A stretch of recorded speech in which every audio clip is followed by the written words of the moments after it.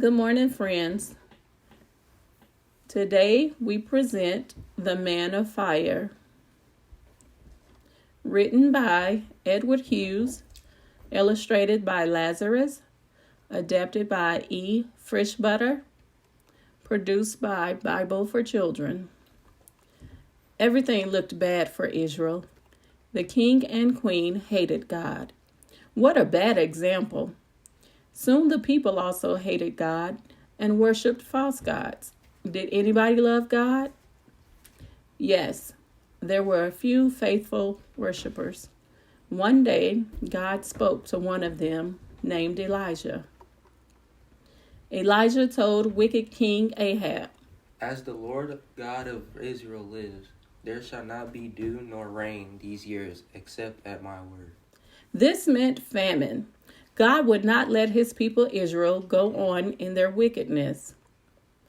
After warning the king, God sent Elijah to a quiet place in the country. There by a brook, Elijah waited. God sent ravens to feed him. They brought bread and meat morning and evening, and Elijah drank from the brook. Soon the brook dried up because there had been no rain in the land.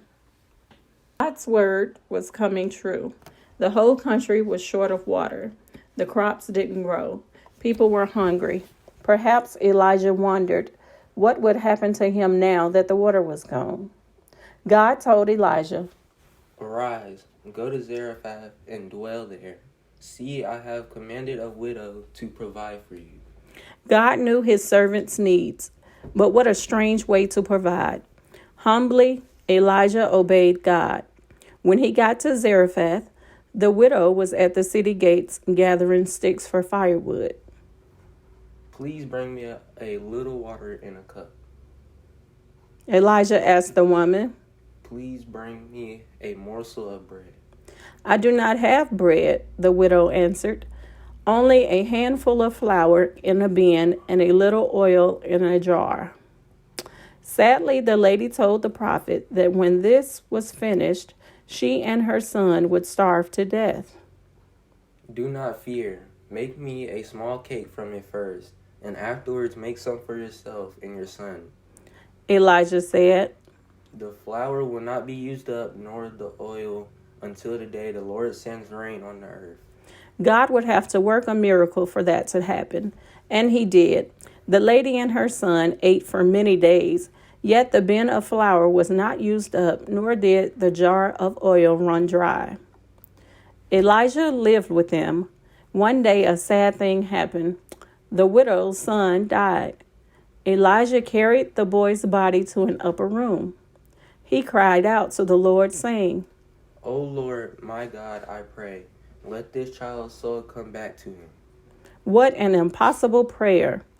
The Lord heard the voice of Elijah, and the soul of the child came back to him, and he revived.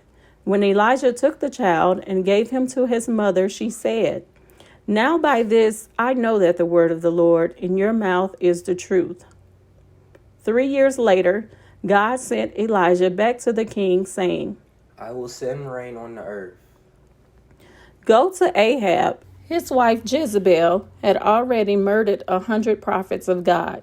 But Elijah didn't argue. He went to King Ahab. When the two men met, Elijah challenged Ahab to gather all Israel and the 850 false prophets.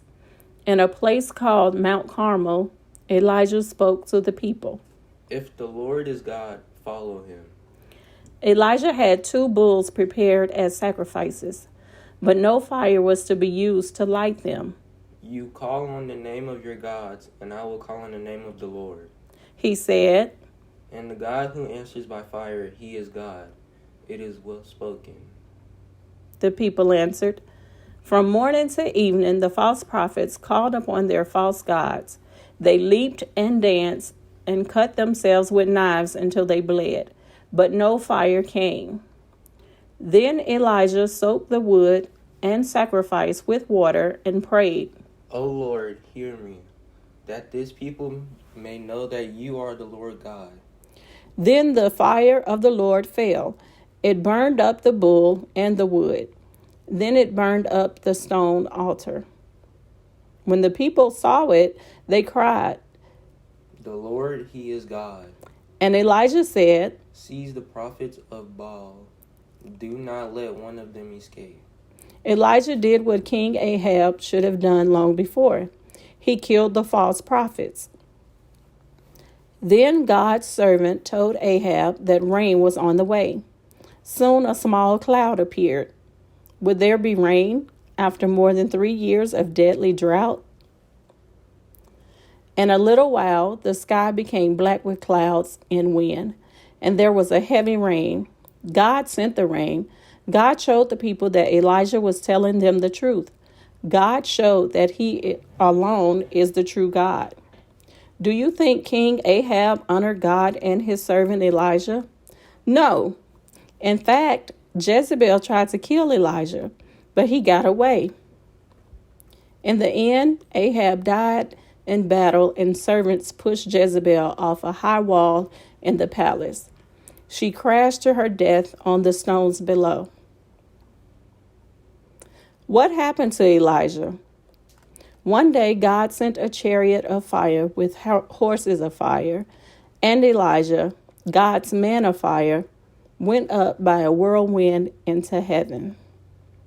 The man of fire, a story from God's word, the Bible, is found in 1 Kings chapters 17 through 19 and 2 Kings chapter 2.